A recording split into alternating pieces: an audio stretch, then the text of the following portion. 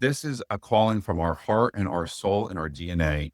We love what we do so much. We love your dogs. We love your cats just as much as you do. So I know there could be discrepancies. I know emotions can run high. End of life care is very hard, but just know that we really are with you and we feel what you're going through. And we are so proud and honored to cherish the human animal bond alongside you. Does your doodle turn into a different dog the moment you pull into the vet parking lot? The shaking, the panting, the dread before you've even walked through the door? Today, you're getting this simple squeaky toy hack that flips the whole experience on its head. Plus, the daily habits that prevent the most common doodle health issues before they ever start. This is part 2 of my laugh out loud conversation with Dr. Adam Christman, Chief Veterinary Officer for DVM 360. And if you missed part 1, you're going to want to circle back. And later in the episode, 2 members of the Doodle Pro Honor Society joined us live for a Q&A you don't want to miss. I'm Corinne Gearhart, certified dog trainer, doodle specialist, and author of the best-selling book, Your Doodle's Daily Schedule Blueprint. Let's get into it. And the other thing too, if you have doodle puppies, bring them in for what we used to call them like just because visits, but just bring them in for fun, not I call to them happy visits. visit, get them used to, get them on the scale, say hi to the staff, pass the puppy around. I'm a huge fan of squeaky toys. I think it goes a long way. Just when I was talking about redirecting from a treat to a toy, the practice that I was at before I went to DVM 360, we had this huge treasure. My staff was like gonna get so upset with me. We had this huge treasure chest of toys. Do you remember going to the dentist yourself and you would pick out like The little thing. Yes. you look forward to that. So I trained the puppies to come into the door. They would go through exam room number 2, go into the back kennel and just stare at the door to open it up so they can pick out a toy.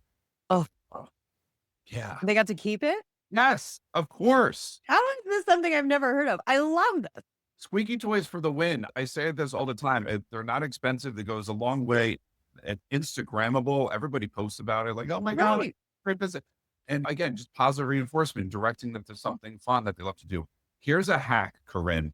All Here's right. on everybody. So if you have a visit that's a little wonky, like you don't know how they're going to be or whatever, this is what you do. You take your dogs, it's an investment. You buy your dog's favorite squeaky toy. You don't even tell them or whatever toy that is. Yeah. It Don't- doesn't appear until. They don't get it. Yeah, you keep it in your purse, keep it either in like a bag or whatever, and you give it to the front desk to give to the doctor, to give to the dog, because it's important for the handoff to happen between the veterinarian or the technician to give to the dog, because then you just became their best friend. Like, get out of my head. How did you know that I love this green tennis ball so much? It's just awesome. It's magic. Amazing. So that's always a great tip to do. If you know that they have that real sweet spot of a toy that they love, whoever invented lamb chops deserves a Nobel Peace Prize. It's just puppy crack. I don't. I don't get it. Thank goodness they're at TJ Maxx and all their places. They're like Yes. super cheap. I have to have one for all the holidays too. Each a lamb chop for Halloween, for Christmas, for the New Year lamb chop. I have one for Easter now. It's just nuts. But I would bring them around too. And I was like, oh, give them a lamb chop. And they're like, they just love it. So good luck. Oh, what a great hack. Adam, I could talk to you forever, as anyone could tell. I have to share one of our members in the Doodle Pro Honor Society listening live. Heather said, elementary kids are still into the 6-7. Oh, So you're cool with one group. right. Great. We'll take it. Yeah. Be- Before we wrap, I want to share something with you. What you're about to hear is 2 members of the Doodle Pro Honor Society getting their questions answered live by Dr. Christman. Natalie and Heather joined us during this recording, and they got real-time guidance on things they'd been worried about for weeks. That's what happens inside the Honor Society. You get me, you get this community of incredibly thoughtful doodle parents, and you get access to expert conversations like this one as they happen, not after they're edited and polished, while they're unfolding. And if you want to be part of the conversations like this, asking your own questions to me and the experts I bring in the Honor Society is where you belong. You can find everything at thedoodlepro.com/society. Now, let's hear what Natalie and Heather wanted to know. Natalie asked, and she's the superstar with Olive, the Bernedoodle who got scared of grooming. She asked, what was the name of the powder for the Oh, ear hair? yeah. So it's neopred powder, neomycin poly something, and it's got numbing stuff in there. And so I want to say it's like a tetracaine, but Mhm. it's just a powder. And I don't think it's is it a No, prescription? it's over the counter. Is it over the counter? Okay. Yeah. Yeah. So neopred powder. And then you get like the DERFs, which are the hemostats, basically hemostats, whatever, to pull the hair out. But that's what I use. And But you can use the hand for a little grip on the outer ears, but you're the pro. yeah, no, totally. You're right. Yeah. You can really pluck it out that way through your hands. Yeah. And it doesn't all have to be at once. As Dr. Christman said, using the licky mat. And the trainer tip is just got random things on my desk here. But just as you were saying that they see the vet and then the toy comes out, Yes. if this is the hemostat or the powder, that comes out first, then the licky mat. Gotcha. So this predicts that is the trainer tip to help the reconditioning the Yes. behavior. On my desk is a dachshund pen, of course. So with a stylus and whatnot. I just had my readers. Yours is so much more fun. Yeah, I use my readers too. So good. Yes, I'm back. Perfect. Natalie had one more question for us. Natalie. Yes. My vet says their office has PTSD from Doodles eating things like socks and wanted to warn me. Is there anything to help train them not to do? Or do we just have to keep eyes out and socks out of reach? Natalie, fantastic question. I forgot to cover this one, by the way, with our home run to Natalie for this one. Yes. So a couple of things to this. So they have a propensity to get into things without a doubt, foreign bodies. So socks, Yeah. underwear, clothing, and whatnot. So what a behaviorist would probably recommend is try to find something more productive. In other words, if they find, and it's hard to do, but if it's a tug toy, if it's a Kong, for instance, that they love with peanut butter, you try to redirect them into something that's more acceptable for them to chew on versus consuming into. But 100%, Natalie, thank you for recommending this. You have to be on top of it with the Doodles about especially doing the laundry or the dryer, putting clothes away. Man, they are like Houdinis with that. Yes. And every owner has said this to me because I've done exploratory surgeries on Doodles. Yeah. Every single one that it happened so fast. Yes. Because you're staying on top of it. It's not like you're giving them with a platter and say, here, eat this sock. Here's my dirty stuff. You just bent over and leaned over to put the clothes away. And they're like, holy smokes, I'm missing the sock. And it's fast. The dirty, stinky ones. I mentioned having teenage boys. Yes. They know to keep those socks out of reach. Yeah. And why are these blockages so dangerous? Why do we care so much about swallowing the underwear and socks? And Yeah. So worst case scenario, ultimately there could be sepsis or peritonitis. And so it can rupture and perforate through the bowel. And then unfortunately there could be death associated with those circumstances. There could be that can also cause what's called a necrotic bowel, or it can be like dead bowel. So you have to resect parts of the bowel that are just not functioning anymore. So you have to do what's called the resection and anastomosis to pull it together. Not impossible, but it's a recovery and dietary changes and pee management. So yeah, you just want to stay away from those things. The other thing too, I will say there is laparoscopy available.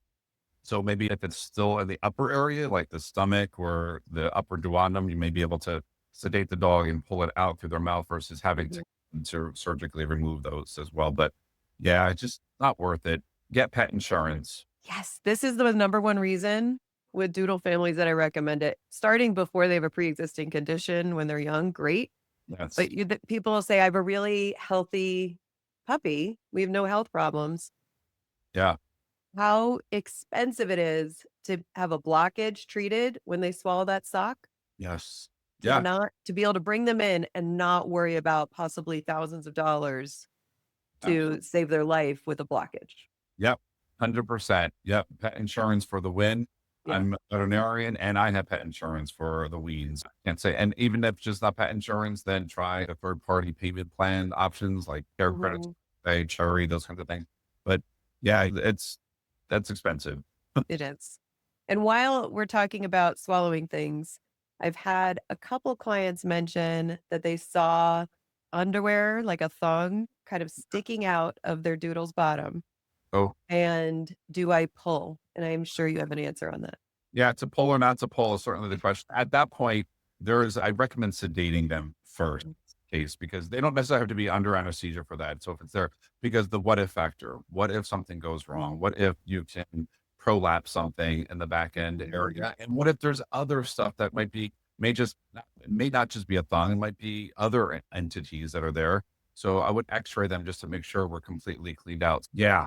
And yeah, definitely don't do it on your own. I don't want to tell you horror stories. I was just thinking of a couple of don't. With strings from rope toys and stuff.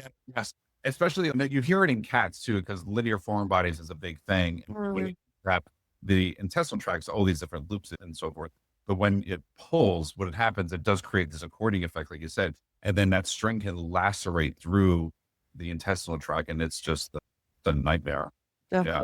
and we're grateful to have you guys there to help us through and help them through that. And I'll just give a tip to Natalie that the kind of sock and swallowing things and happening so quickly, that's why I advocate so much for training. Trade it instead of just yelling drop across the room, so that there's less hide and swallow and less them like guarding it. And I've got to get this treasure in my mouth as fast as possible.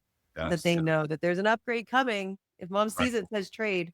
So it can feel like it backfires. My Cavapoo Nestle will find one of those teenage socks and bring it to me because he knows I'm going to trade him for something Yeah, that's a good idea. instead. But he's alive and I haven't had to bring him in for an obstruction surgery. So I'll take it. I'll take that dirty sock. Excellent. We'll take it. Yeah. And Heather shared, I so regret not getting insurance. Fiona ended up with epilepsy. Oh, I'm sorry to hear that, Heather. Yes, but yeah, it's certainly one of those things too. With epilepsy is an example for pet insurance. Long-term management could absolutely be covered under pet insurance, depending what your deductible is and what your maximum out is. But I'll share this with you right now. As we speak live right now, my dog is currently under surgery right now for IBDD. He is having his back done, Clark W. Griswold. And I don't know what I would do if I didn't have pet insurance for him. It's a big life-saving thing. Thank you for sharing. And when is his surgery? Right now, as we said. I just look at the text. It's like we're putting Clark under right now. That's why I just wrote, okay. Okay. Really quick before I sign off with you, I love that we're just talking about, did you know the average age someone decides to become a veterinarian is 10 years of age? 10.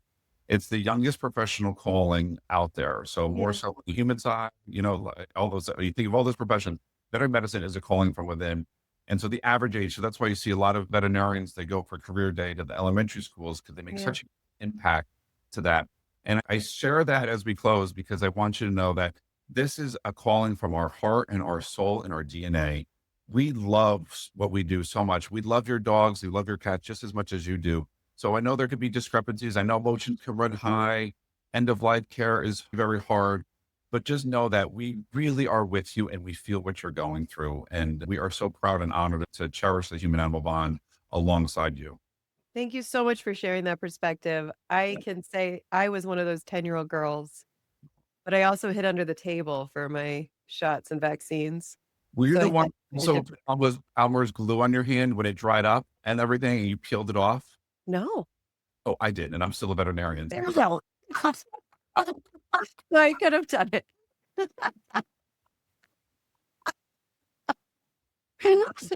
This is the way I could still work with dogs and fulfill that 10-year-old fantasy. Love it. Thank you for all you do. Thank you. And you were so sweet to read some of my book on the plane back from Orlando. I love it. Such a good book. Get her book, everyone. Thank you. I will let you go because he's going to be on your mind. And Dr. Christman, I'm so happy that we ran into each other and that I cat called you. So nice to see you again.